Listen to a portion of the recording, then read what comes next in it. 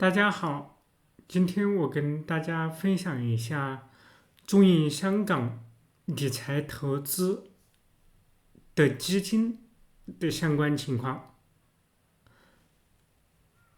我在之前的视频中间提到，我在香港开了港卡，其中开了中银香港，还有招商永隆。大家可以在我的前期的视频中间去看，我也会把这个视频的链接放到这个视频介绍的下面。在中银香港里面，现在开户的小姐姐她比较关心的一点是，你如果是中国内地的人，香港账户开户到底做什么用？现在能够开下来了，我觉得最主要的渠道就是理财投资了。那么投资来说的话，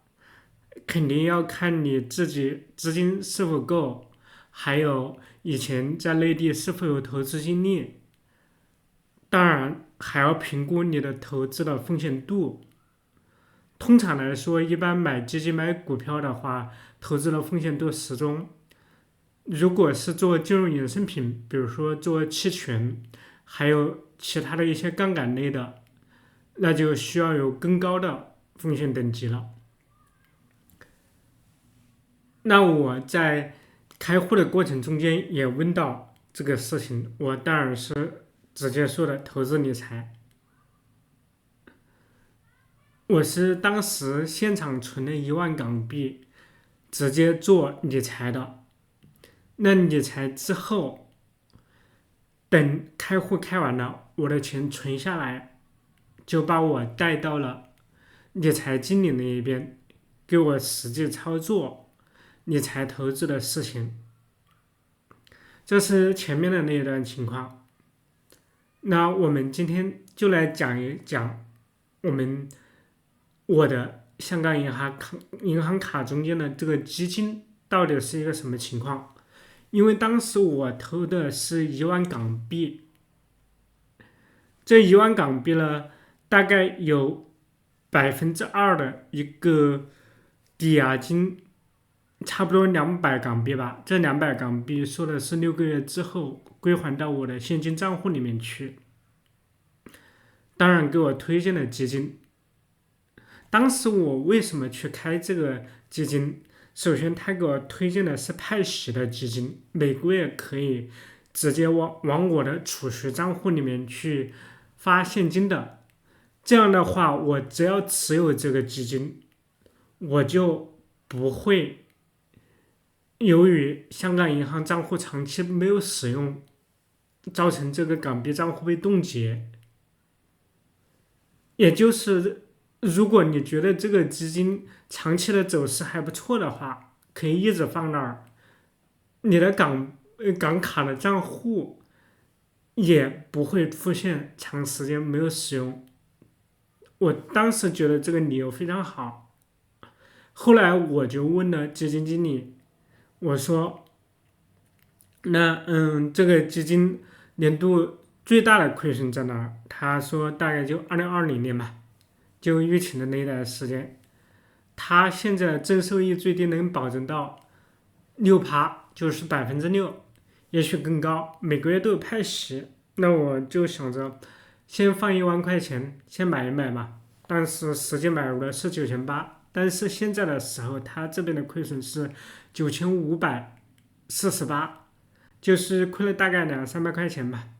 如果说自己在理财基金那儿看，理财的基金经理那儿看好之后，点这儿的投资，然后再点上面，就可以看到这个概览。这是我现在的情况。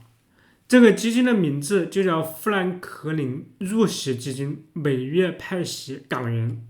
是港元派息。它这个入息基金它分了各种货币，比如说美元派息、港币，还有英镑、欧元等等。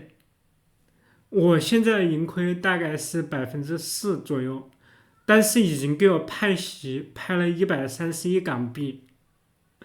现在我是持有的基金份额是这个样子，然后货币的基金的货币类别是港币。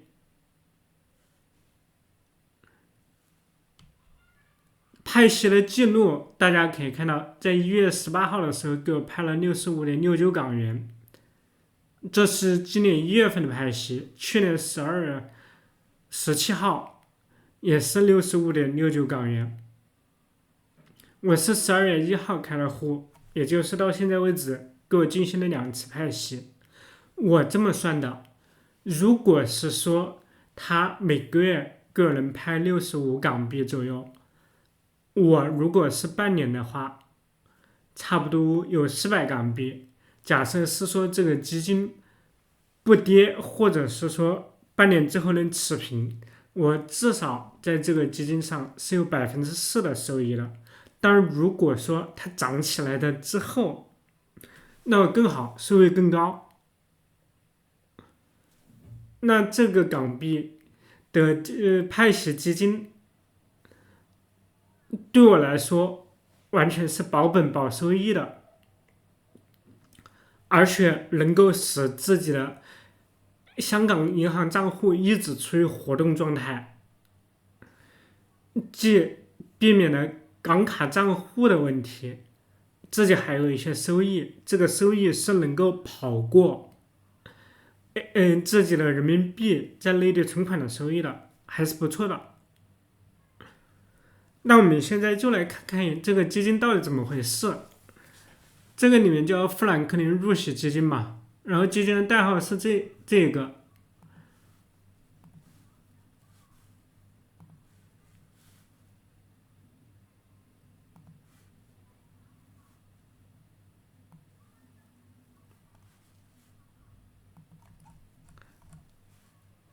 我们可以来到这个网站，这个网站就是那个富兰克林邓普顿的基金投资官方网站。我待会儿会把这个链接放到下方，这个链接中间这个基金的查询代码和这个基金的代码是一致的。实际上，这个基金大家可以看到，它中间带了一些 ACCR、MDRC、MDIS，我自己没搞懂这个区别，但是它这儿有货币单位，有美元的、澳元的，这个是什么？然后欧元、英镑、港币、日元，然后美元的这边大概有了3项。因为我最开投资的是美元的账户嘛，错了，我投资的是港币，所以我先看一下港币的那个基金的这情况。它这个基金的话，总规模大概是70亿美元左右。这个类别成立的日期是2019年1月18日。它的投资结构是50%的摩根斯坦利美国高股息收益指数加25%的彭博高收益流动基金指数，25%的彭博美国综合指数，也就是这个基金它主要就是投的股息类的投资，所以它给我们每个月也派息。最低的投资金额当然是$1000，这合成的港币，因为它的货币的单位是港币嘛。派息每个月派大概是$0.06，股息的收益率到现在年化率是8个点左右，这不错啊。但是这个最高的首次认购费用是5个点，5个点的认购费用，如果是说我们第一次开中银香港的账户的话，5个点的认购费用它是免费的。基金有开支比例有一个1.66，这28个点，这个也就是基金经理说的，大概你的年化收益能够达到6个点左右。我们看一下这个基金的表现，年度表现，这与2022年会差一点。累计的表现，成立资金的表现一直在往上走，还不错。年化收益的表现的话也还比较高，还行。从成立以来基本上没有大幅撤回的迹象。它的资产分布主要是高股息的债券，还有25%的股票，25%的可换股证券，股票挂钩的票据，这一部分也是风险非常小的。最后一部分就是现金以及现金等值了。它的资产分布保证了它最多就25%投资于股票，也就是它的净资产的撤回不会太高，这样的话就很放心了。这是它行业分布。行业分布的话，当然就是现在的包括科技类的，还有健康和护理的，能源、必需消费品，到下面金融工业这一部分都比较少了，主要是投，我感觉主要是投科技还有生物的。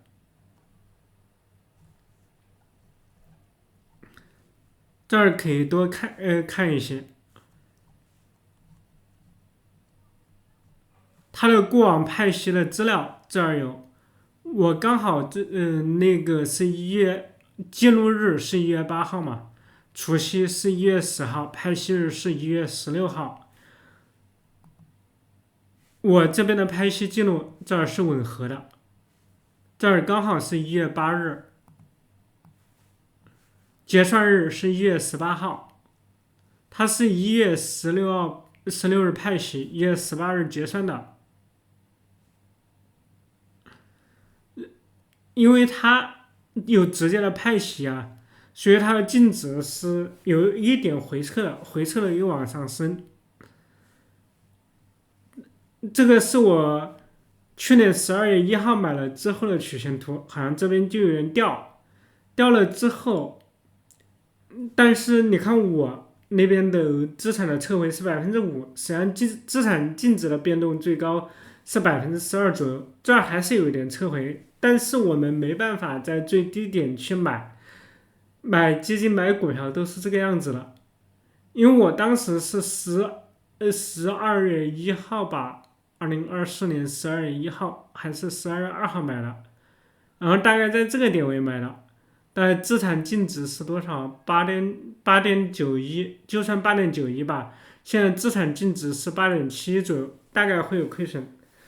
那这个基金你要持有半年以及半年以上，会达到比较好的一个效果。单纯的如果看这不到2个月的收益，肯定是亏损的。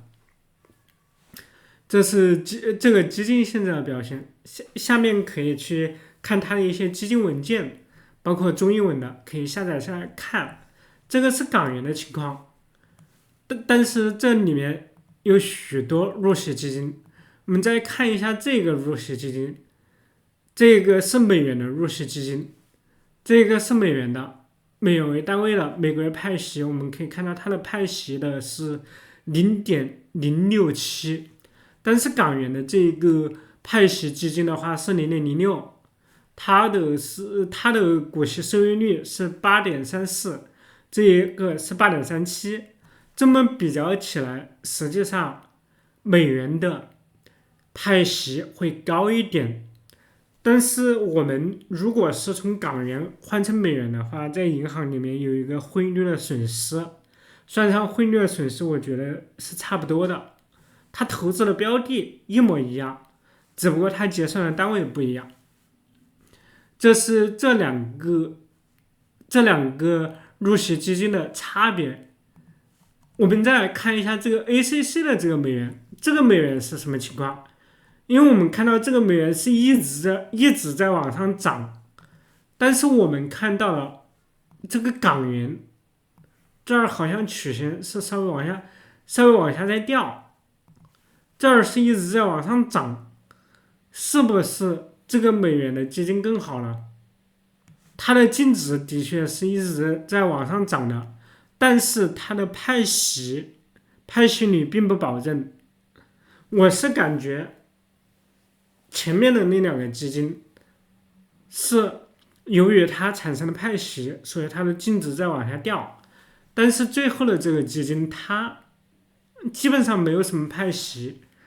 所以它的净值是往上涨的。实际上它是同一类别的基金，大家可以看看下面它的过往基金价格，它并没有它的派息记录，这儿就没有它的派息记录了。实际上这三个基金它是等同的。如果自己希望派息收现金的话，用前面的这个港币会好一点。如果说自己手上持有美元，用美元的当然更好，稍微高一点。但是如果不强调派息，长期持有基金的话，建议选这个基金 ACC 的这个基金。还是那句话，这些基金它可以既保证自己的银行账户不会被关户，资金每个月都在流动，而且自己持有这一类基金是能够稳稳当当的跑赢定存的。